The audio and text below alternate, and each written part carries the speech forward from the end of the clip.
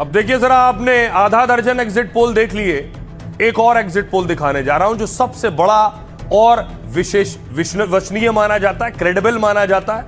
वो exit poll है today's Chanakya का। पश्चिम बंगाल में 294 सीटें, 148 पर बहुमत है। और ये टुडेज चाणक्य का जो एग्जिट पोल है वो आपके सामने बीजेपी को दे रहा है 192 सीट्स, 192 सीट। बहुमत के लिए चाहिए 148।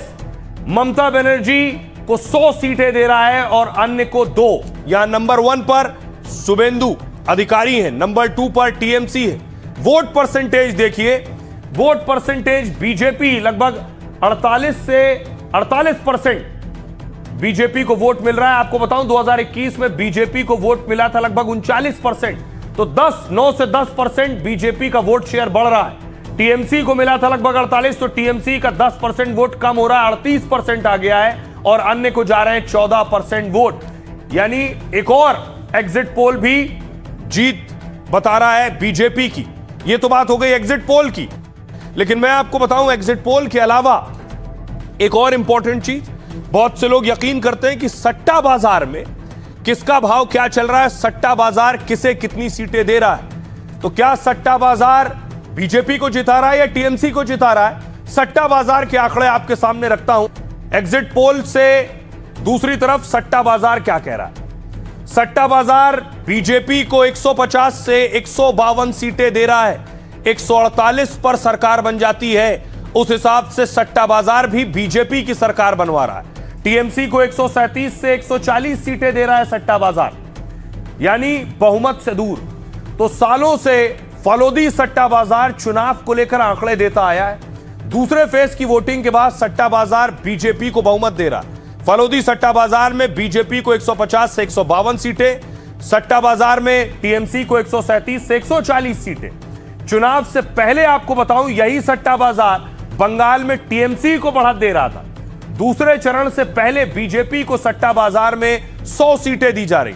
हालांकि मतगणना की तारीख तक यह आंकड़ा ऊपर नीचे हो सकता है। सट्टा बाजार भवानीपुर सीट से ममता की स्थिति को कमजोर बता रहा है। फलोदी सट्टा बाजार को राजस्थान के फलोदी शहर से जुड़ा हुआ है। यह एक अनौपचारिक और अवैध सट्टे का नेटवर्क माना जाता है। यहां चुनाव बजट से जुड़ी भविष्यवाणियों पर सट्टा लगाया जाता है। सट्टेबाज मीडिया रिपोर्ट्स, अखबार और राजनीतिक रैलियों में जो भीड़ देखते हैं और अपने नेटवर्क से जुटाई गई जानकारी के आधार पर भाव तय करते हैं। सट्टा फोन कॉल, मैसेजिंग एप्स और कोड वर्ड के जरिए होता है। सबसे जरूरी बात यह है कि आधिकारिक तौर पर भारत में सट्टेबाजी अवैध है। फलोदी सट्टा बाजार के दावों की कोई कानूनी वैधता नहीं है, लेकिन यह सट्टा बाजार बीजेपी को बहुमत दे रहा है। अब सुनिए जरा, एग्जिट पोल भी आ गए, सट्टा बाजार भी बता रहा है बीजेपी की सरकार बन रही है। सियासतदानों को सुनिए वो क्या कह रहे हैं। कल दोपहर 1:08 पर बीजेपी ने एजेंसियों को ये निर्देश जारी किया।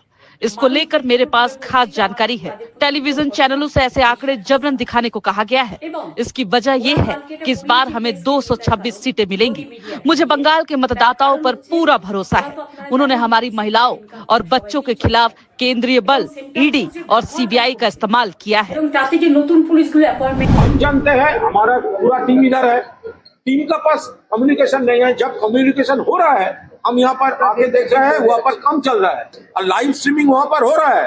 अंदर में लोग अगर सील्ड है तो अंदर में क्या हो रहा है, क्या काम हो रहा है और काम जो हो रहा है उसका तो तस्वीर बाहर में है लाइव स्ट्रीमिंग का। सत्ता विरोधी लहर तो थी, इसके लिए विपक्षों ने ज्यादा वोट तो मिले, जरूर मिले हैं, लेकिन विपक्षों के अंदर किस तरीके की वोट बंटवारा हुई ये तो अभी कहना मुश्किल है। फिर भी विपक्ष वोटों की एक बड़ा हिस्सा बीजेपी पार्टी को मिला है। वस्तुस्थिति यह है कि पश्चिम बंगाल में 2/3 से ज्यादा हमारी सीटें आएंगी।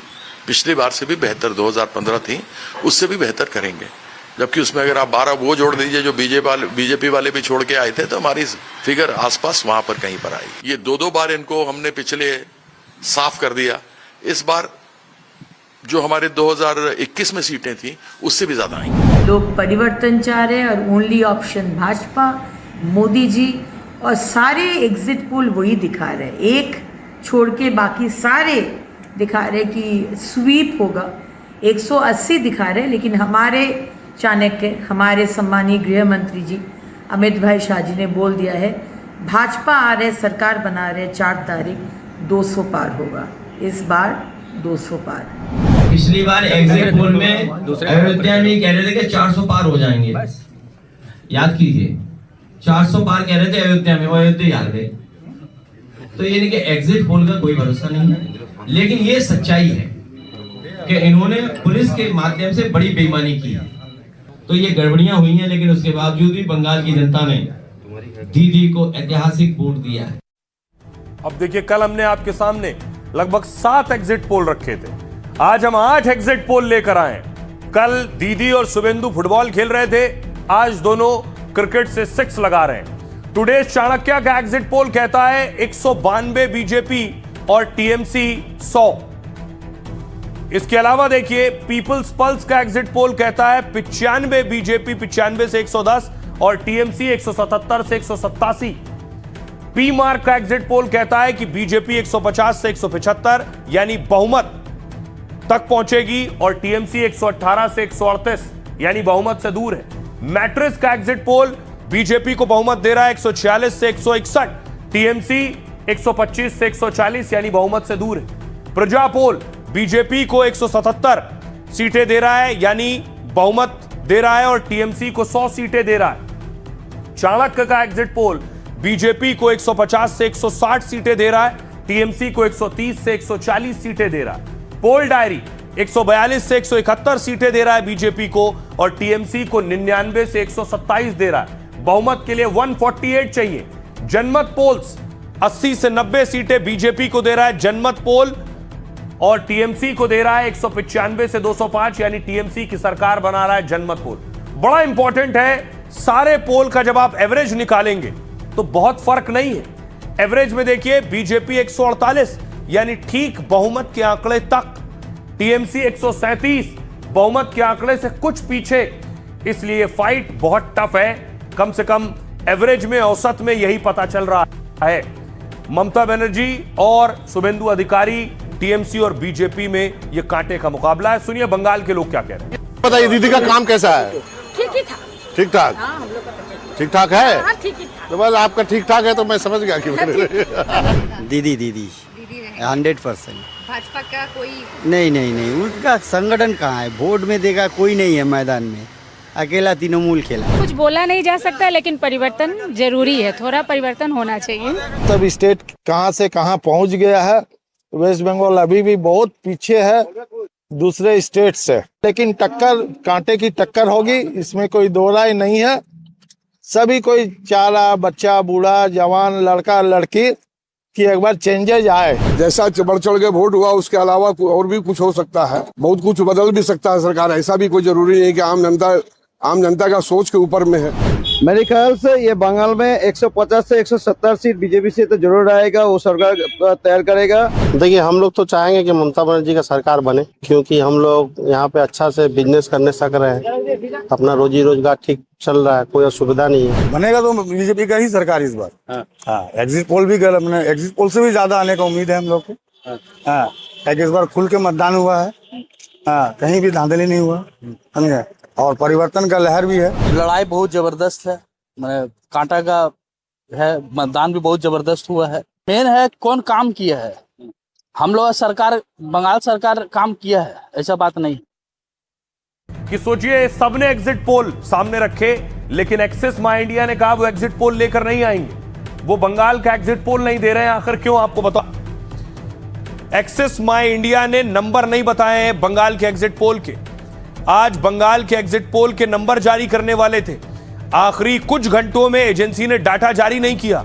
एजेंसी के एमडी प्रदीप गुप्ता ने अधूरे सैंपल का हवाला दिया। प्रदीप गुप्ता ने एनडीटीवी से कहा, बंगाल के वोटर चुप और खामोश हैं, 70 से 80% वोटर अपने मन की बात नहीं कर रहे हैं। ऐसे में आधे अधूरे सैंपल पर सर्वे नहीं निकल सकता। इस वजह से एग्जिट पोल रिलीज न करने का फैसला किया उन्होंने।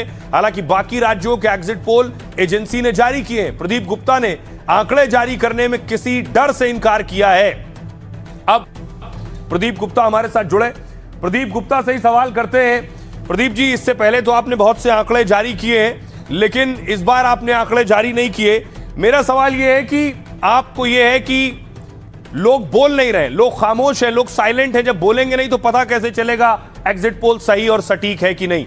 2020 में भी आपने एग्जिट पोल जारी किया था विधानसभा चुनाव में, आपने टीएमसी को 130 से 156 सीटें दी थी, लेकिन टीएमसी की सीटें आई थी 215। आपने बीजेपी को 134 से 160 सीट दी थी, लेकिन उनकी सीट आई थी 77। तो ये आंकड़े तो ये बताते हैं कि पिछली बार 5 साल पहले भी जो एग्जिट पोल हुआ, वहां भी जो लोगों ने बोला वो सही छन कर नहीं आया। नहीं, मैंने जैसे बताया 20 से 30% लोग उस समय वोकल नहीं थे, लेकिन लोग कह रहे थे। वो आपने जो 17 बताया वो 17 नहीं है, बीजेपी का 77 सीटें जीती थी बीजेपी ने पिछले चुनाव में, बंगाल के चुनाव में। तो पिछले बार और इस बार में जमीनी हकीकत में यानी बोलने या ना बोलने के मामले में काफी बदलाव है, और उसके चलते सैंपलिंग नहीं हो पा रही है। दूसरी जो एक और बड़ी वजह यह है इस बार कि पिछली बार चुनाव जो है 7 चरणों में था, कोरोना था। इस बार केवल 2 चरणों में है, और उस लिहाज से समय भी कम मिलता है। तो क्या होता है कि जब 2-4-5 दिन गुजर जाते हैं एक पर्टिकुलर फेस में, तो थोड़ा सा माहौल हल्का हो जाता है। वो जो एक डर या एक जो माहौल बना होता है जमीन के अंदर, उसमें परिवर्तन आ जाता है। बट इस बार चूंकि 2 ही फेज के चुनाव थे और दूसरा फेज 5 से 6 दिन के बाद आ गया, तो वो बात नहीं आ पाई। आप कह रहे हैं कि प्रेशर होता है, माहौल हल्का हो जाता है 5 दिन में। ये इस बार ऐसा लग रहा है। 21 में अलग माहौल था, लेकिन 2 साल पहले 24 में लोकसभा चुनाव हुए। लोकसभा चुनाव में भी आपने लोगों से बात की होगी एग्जिट पोल में। लोकसभा चुनाव में भी जो आपका एग्जिट पोल था, टीएमसी को आपने 11 से 14 सीट दी थी, उन्हें 29 सीट आई थी। बीजेपी को आपने 26 से 31 सीट दी थी, उन्हें 12 सीट आई थी। यानी उस वक्त भी क्या लोग सही बोल नहीं रहे थे, या उस वक्त भी यह भी होता है कि बीजेपी का जो वोटर होता है वो बढ़ चढ़ कर बोलता है, वोकल ज्यादा होता है, इसलिए कई बार नंबर्स में बीजेपी आगे हो जाती है। बिल्कुल सही कहा आपने। जो बंगाल के लोग, जैसे मैंने कहा, रिलेटिवली पूरे देश के हिसाब से कम बोलते हैं। और मैं आपके दर्शकों को आंकड़ा और बता दूं कि 2016 के चुनाव में हमने 2016 के चुनाव में 225 सीटों से 225 से 221 सीटें आई थी, टीएमसी को प्रेडिक्ट किया था। और 19 लोकसभा के चुनाव में 18 बीजेपी को और 22 टीएमसी को और 1 कांग्रेस को कही थी। बिल्कुल एज इट इज वही सीटें आई थी।